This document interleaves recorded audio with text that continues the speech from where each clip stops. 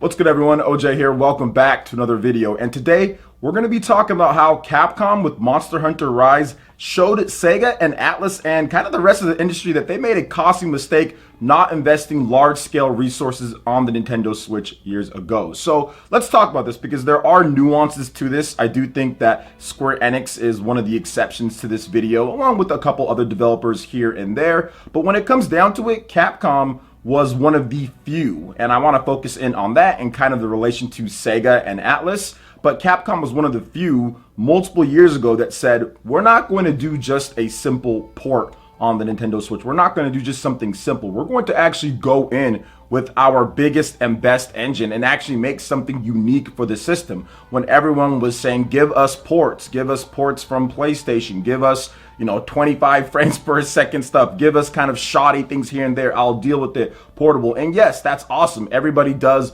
like ports. Everybody does like to have games that are on other platforms. But this is something that I've been saying for quite some time, that while ports are great, I have PlayStation and Xbox and I enjoy playing games on there. While ports are great, games actually made uniquely for the system and optimized for that can even go above and beyond what a port can do, since you're not just working with the code that's already there and trying to adapt it to a system that it wasn't really built for in the first place. And that's no more apparent than Monster Hunter Rise, a game that was built for the Nintendo Switch in mind first and foremost, then of course is going to be put on the PC later down the line. But they really had the Switch in mind when they adapted the RE engine. Now, how does this relate to Sega and what's going on there? Well, over the years, Sega has stated just clear out that, hey, they don't have as much confidence in Nintendo when it comes to certain projects. We've heard with what the Yakuza developer had to say about the whole Wii U situation and what happened there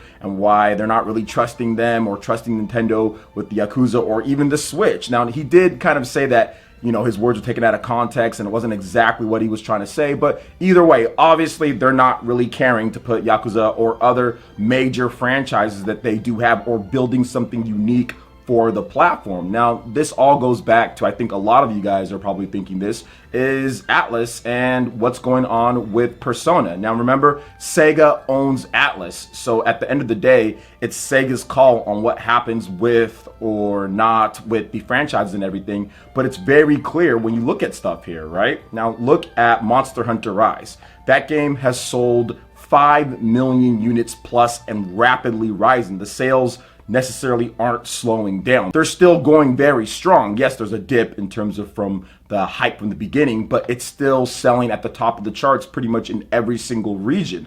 Now, if you look at that, 5 million units plus on one platform, just the Nintendo Switch, right? Now, if you look at what they did with ATLUS and also with Persona 5, a game that was considered niche, right? Same thing with Monster Hunter, at one point considered niche. And if you look at what's going on now, look at Monster Hunter and look at Persona 5. Persona 5 and Persona 5 Royal has sold a combined about 5 million. I think Persona 5 Royal, as of the end of last year, sold about 1.4 million on the PlayStation 4. And then if you include the PlayStation 3 and also the original PlayStation 4 sales of Persona 5, the base game, it's at about maybe 5 million. Not quite there after how many years? The game came out in 2017, so it's been 4 years plus, whereas Monster Hunter Rise beat that literally in about 9 days. So that just goes to show you a couple different things here. That was a costly mistake by Sega to underestimate what the Nintendo Switch could do for your franchise and going forward. Now, of course, Monster Hunter World blew things up with what they did with that game, but Monster Hunter Rise was going to be successful no matter what, because you have to remember,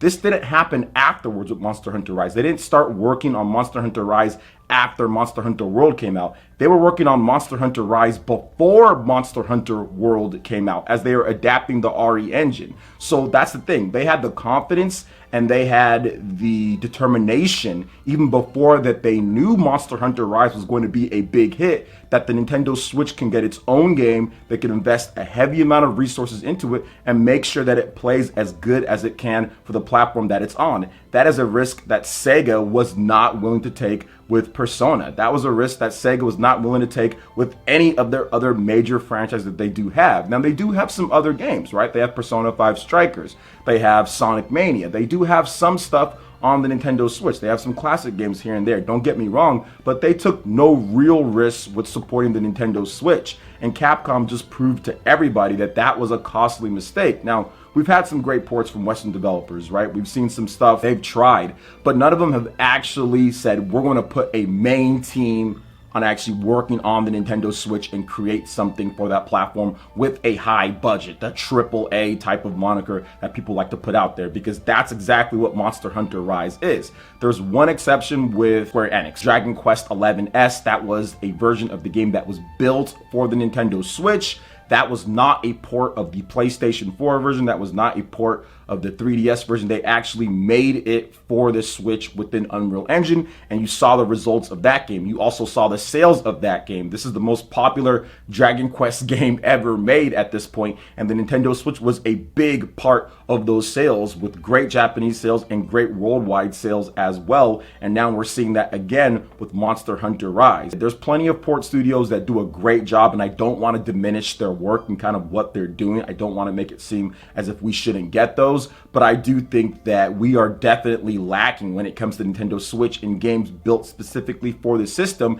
and actually having the type of budget or anywhere near what you would see developers kind of go in for a PlayStation or Xbox or something like that. So that's something that has been a costly mistake for a lot of the industry, because they're looking at Monster Hunter Rise and saying, man, we can build a game that can do some of the stuff that that's doing. We can build something with our marketing. We have the ability to do that, and you're looking at the sales. However, you have to plan before. This isn't something you could just snap your fingers and all of a sudden engines start working and all that. You have to have planned this years in advance in order to get this done, and I'm so glad that Capcom ended up doing that. And it's not just with Monster Hunter Rise. It's also with Monster Hunter Stories 2, for example. That is a big game. They took what they did on the 3DS and said, okay, we're even going to go above and beyond that. When it comes to the graphical style of the game, it looks like the content's going to all be there.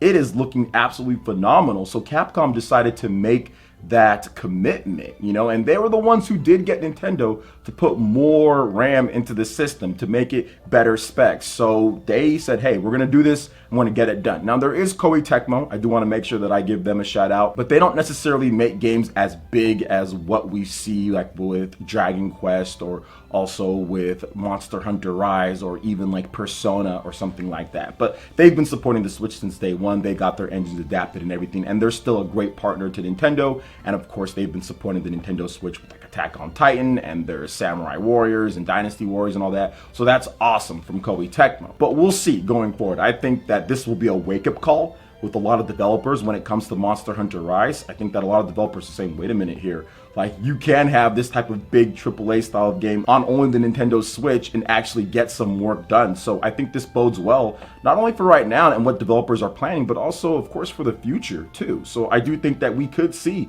some big, large scale announcements this year, kind of following in the footsteps of Monster Hunter Rise and what they did. I think that you're going to see that. And I feel that we're going to get some of those games, whether it's on the base Nintendo Switch, of course, and also the rumored Nintendo Switch Pro that could be coming. I think we're going to see developers kind of go in a little bit more. And I think that's good for the future, right? You want to see that type of development and excitement for a Nintendo platform. And I think that Monster Hunter Rise, while isn't necessarily the shift, because we've had other games kind of come in and do well, it is the, I would say, like plant the flag moment, kind of like, okay, like this is here to stay. This hybrid concept is here to stay.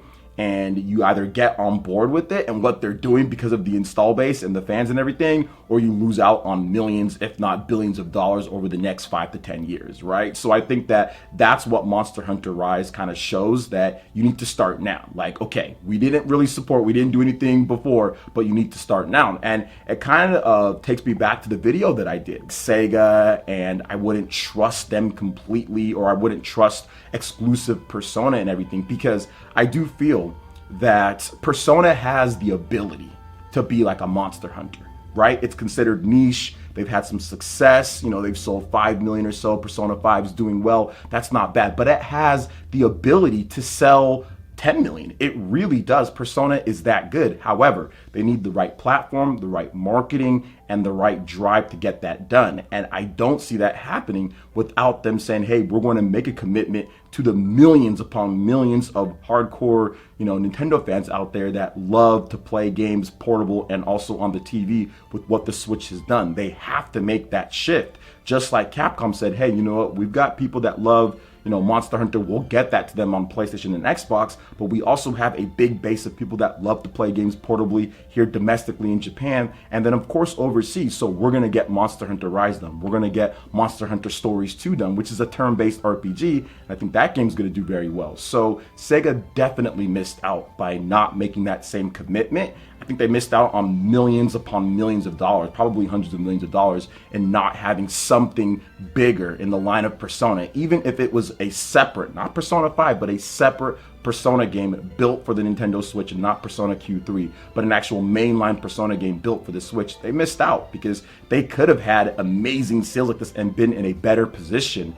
Like Capcom is in a great position right now, and how they built off the momentum of World and that rolled into what they're doing here with Rise. So Sega definitely missed out. It was a costly mistake, just plain and simple. There's no ifs, ands, or buts about it. And Sega has that type of franchise, right? They have the brand awareness. People do like them. They do like Persona, but you're limiting yourself by only keeping it only on one type of thing, and not kind of branching out a little bit. Because Persona, unlike the other franchises that Sega does have, like Persona has been able to break out from where it was before, right? In terms of it being super, super small, barely selling 1 million or anything like that, or under 1 million, now to selling multiple millions of copies, but it can do a lot better. It can do a lot better. Obviously, look at Monster Hunter Rise on one platform. Persona 5's on an install base of over 100 million if the PS4 and the PS3, like almost 200 million install base, right? So it just makes sense to me. But just because they made that costly mistake now, that doesn't mean they can't fix it down the line. There's still plenty of time to kind of get in on the atmosphere and start working on something if they aren't already doing so. So I do think that the future will be bright when it comes to Persona finally getting adapted to other platforms. We've heard some rumors about potentially on Xbox Game Pass.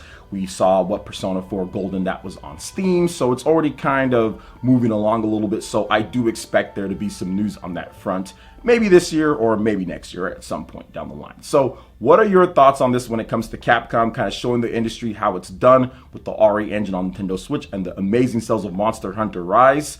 Let me know your thoughts in the comment section below. All right, guys, that wraps it up for this video here. Check out the links in the description. We've got Twitter. Going to give us a follow on there. Stay up to date on all the latest gaming news and information. Also, make sure you like, comment, and subscribe, and share this video if you can. Thank you guys so much for watching, and we'll catch you for the next one. Peace.